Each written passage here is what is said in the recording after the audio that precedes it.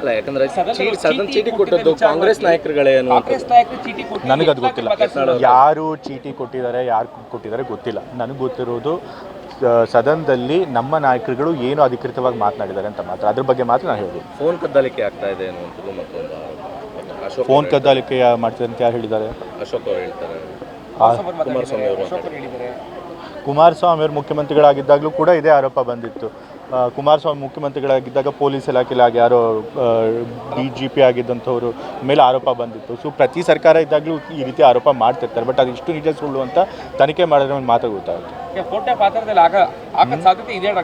ಇರ್ಬೋದು, ಯಾಕಂದರೆ ಕೇಂದ್ರ ಸರ್ಕಾರನೇ ಮಾಡುತ್ತೆ ಅನ್ನೋ ಆರೋಪ ಇದೆ. ಕೇಂದ್ರ ಸರ್ಕಾರ ಪೆಗಾಸಸ್ ಅನ್ನೋ ಒಂದು ಸಾಫ್ಟ್ವೇರ್ನ ಅದೆಷ್ಟು ದುಡ್ಡು ಕೊಟ್ಟು ಇಸ್ರೇಲಿ ಇಂಟೆಲಿಜೆನ್ಸಿಂದ ಪಡ್ಕೊಂಡಿದ್ದಾರೆ ಅನ್ನೋ ಆರೋಪ ಇದೆ. ಅದ್ರ ಬಗ್ಗೆ ತನಿಖೆನೇ ಆಗಿಲ್ಲ.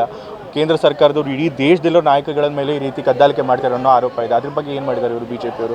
ಅದನ್ನೇನೂ ಮಾಡಿಲ್ಲ. ಸೊ ಹಾಗಾಗಿ ಆ ರೀತಿ ಅವ್ರಿಗೆ ಅನುಮಾನ ಇದ್ದರೆ ಖಂಡಿತ ಅಧಿಕೃತವಾಗಿ ಕಂಪ್ಲೇಂಟ್ ಕೊಡಲಿ, ನಮ್ಮ ಸರ್ಕಾರ ಅದ್ರ ಮೇಲೆ ಕ್ರಮ ತೆಗೆದುಕೊಳ್ತಾರೆ. ಫೋನ್ ಟ್ಯಾಪಿಂಗ್ ಇರ್ಬೋದು, ಹನಿ ಟ್ಯಾಪಿಂಗ್ ಎರಡೂ ವಿಚಾರಗಳು ಕಾಂಗ್ರೆಸ್ ಗೌರ್ಮೆಂಟ್ಗೆ ಒಂದು ಕಪ್ಚುಕ್ಕಿ ಆಗಲ್ವಾ ಅಂತ. ಯಾಕೆ ಕಪ್ಚುಕ್ಕಿ ಆಗುತ್ತೆ? ನಾನು ಹೇಳ್ತಾ ಇದ್ದೀನಲ್ಲ, ಅವ್ರ ಮೇಲೆ ಆರೋಪ ಇದೆ.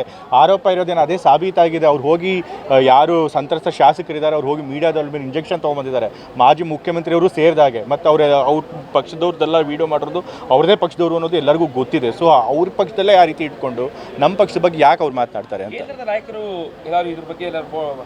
ನನಗೆ ಗೊತ್ತಿಲ್ಲ. ಕೇಂದ್ರದ ನಾಯಕರುಗಳಿಗೆ ನಮ್ಮ ನಾಯಕರುಗಳು ಹೋಗಿ ಏನಾದರೂ ದೂರು ಕೊಟ್ಟಿದ್ದಾರೆ ಇಲ್ಲೋ ಅದ್ರ ಬಗ್ಗೆ ನಂಗೆ ಗೊತ್ತಿಲ್ಲ. ಹೇಳಿದ್ದಾರೆ. ಸರಿ, ಹೋಗಿ ಅವ್ರು ಖಂಡಿತ ಅವ್ರಿಗೇನು ಯಾರಾದರೂ ಅವ್ರಿಗೆ ಟಾರ್ಗೆಟ್ ಮಾಡಿದ್ರೆ ಅದನ್ನು ಹೋಗಿ ಹೈಕಮಾಂಡ್ಗೆ ಅವ್ರಿಗೆ ಹೇಳ್ತಾರೆ.